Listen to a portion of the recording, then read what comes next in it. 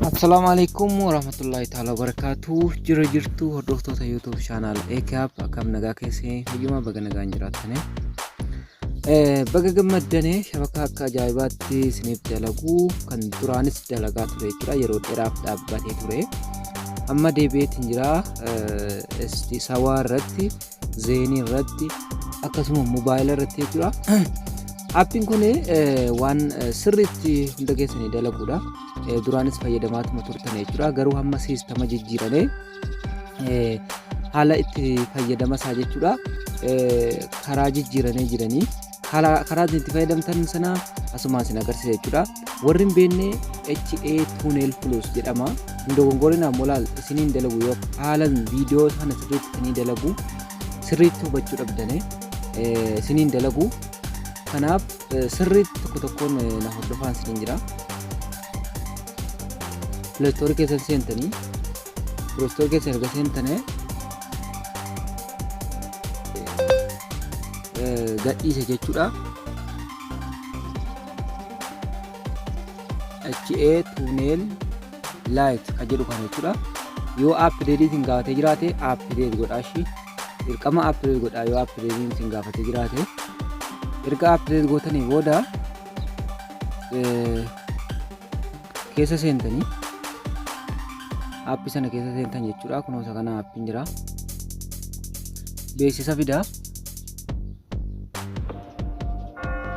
Beeksisa inni fidu kana dhaggeeffachuu dirqama.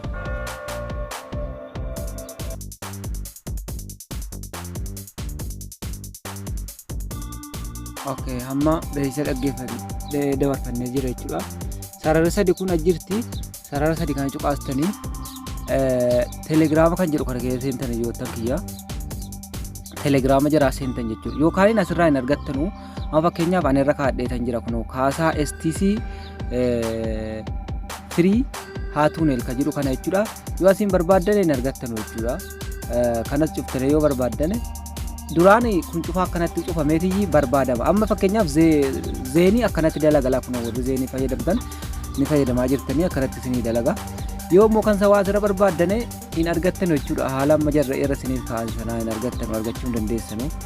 Yoo appileel gootanis hin argattanu. Kana akkuma gabbuuftaniin waayifaayi namaatiin jechuudha. Jawwiin jira jechuudha. Kunoo jawwii asuma irratti argattanii sawaa fireendii sawaa firii minaamin inni asirratti jedhu kuni hin dalagu. Akka yaalii gootanii ilaalle hin dalagu kuni kan dalagu kun amma yoo seentanii duraan akkanatti isin dalagaa amma immoo kan akkanatti isinii banan jechuudha jedhumtinuyyuu. Amma sarara sadi kana cuqaastan jechuudha.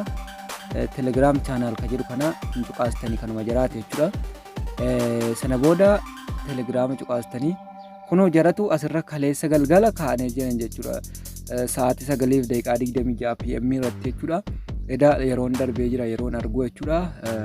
Arran sinii gadhiisaa jira jechuudha.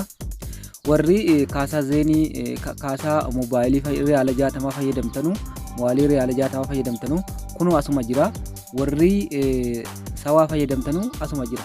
Warri immoo zeenii firendiif jawwii fayyadamtanu achumarra jira. Achumaa isinii dalagaa isin agarsiiseen ka'e kan zeenii jechuudha. Amma asirratti kaasaa STC Free Tunnel kan jedhu kana mataadhuma isaa akkana cuqaastan liinkii kana ofiin geesse akkanatti isiniif ka'a jechuudha. Yoo ta'an kiyya ofiin geesse bakka kana isiniif ka'a jechuudha. Sana booda hin bantanii waa tokko isinii cinquu yeroo baay'ee jira. Kunoo akkuma argitan asirratti isinii banee jira sawaa irratti jechuudha. Sawaa irratti fayyadamaa jira. Baneetiin jira jechuudha. Akkuma argitan beeksisa gaanii qabaa yennuun appiin kun ni beektani egaa waa'ee appii kanaa wanti isinitti mun jiru. Amma beeksisa dhufee taa'aadha jechuudha. Hundee ammallee as hin baane. Beeksisni kun dhufee irraa ba'u.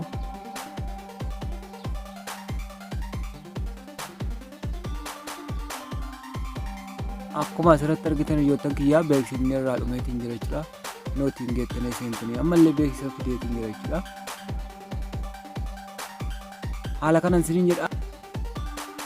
Beeksisa gaanii qaba appiin kun akkuma beektanu kunoo amma beeksisa irraa dhaabeetiin jira. Sana booda gaafa barbaaddan irraa baatanii gosa barbaaddan isinii dalaguu danda'a. Gosuma barbaaddan egaa appiin kun ni beektan egaa yeroo hundaa jechuudha waa'ee appii kanaa. Wasuma hunda isiniif dalagaa kun akkuma argitan YouTube, TikTok wasuma hunda yoo seentan isiniif dalaga jechuudha. Kana fakkaataa waliif dabarsaa like godhaa viidiyoo jechuudha. Egaa YouTubein kiyya isa kana jechuudha. Namoonni haaraa taatan subscribe godhaa maatiitti ta'a. Aappilee sirriitti akkanatti dalaguu qabadhee yeroo hunda isiniif dhiyaadha jechuudha. Nagaan naa tura.